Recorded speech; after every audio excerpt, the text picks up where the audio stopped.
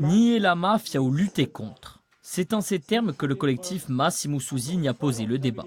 À la tribune, les différents intervenants se sont employés à démontrer l'existence bien réelle d'une mafia en Corse. La mafia n'aime pas la lumière.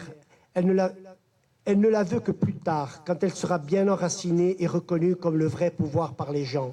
L'un après l'autre, ils ont disséqué les mécanismes qui conduiraient à une mafia insulaire. Pour Jean-Jérôme Mondoloni, son terreau, c'est la spéculation immobilière. L'État échoue totalement dans sa lutte contre la criminalité organisée.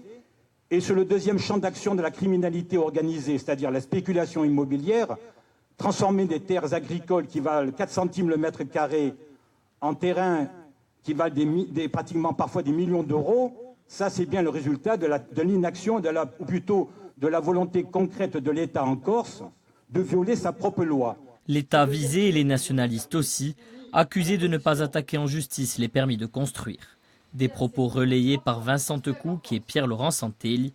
Face à eux, dans le public, 150 personnes présentes, parmi lesquelles Léo Battesti de l'autre collectif, des militants nationalistes, mais peu d'élus et seulement quelques jeunes. La mafia, elle est en train de se créer et là, elle a un terrain favorable. Et c'est le moment où on doit empêcher l'arrivée du banditisme qui se transforme en mafia. C'est à ce moment-là qu'on doit l'empêcher. L'intervention la plus attendue, c'était celle de Fabrice Rizzoli, spécialiste de la grande criminalité.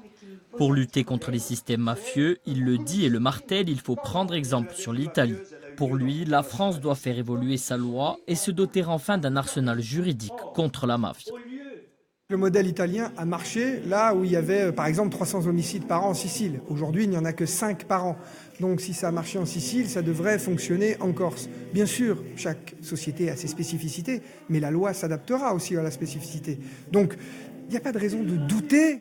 Un premier pas législatif pourrait bientôt être fait. Une loi sur un usage social des biens confisqués est actuellement en discussion à l'Assemblée nationale. En clair, tous les biens saisis pourraient être redistribués à des associations. Une loi déjà en vigueur en Italie. Toutes les cartes d'urbanisme.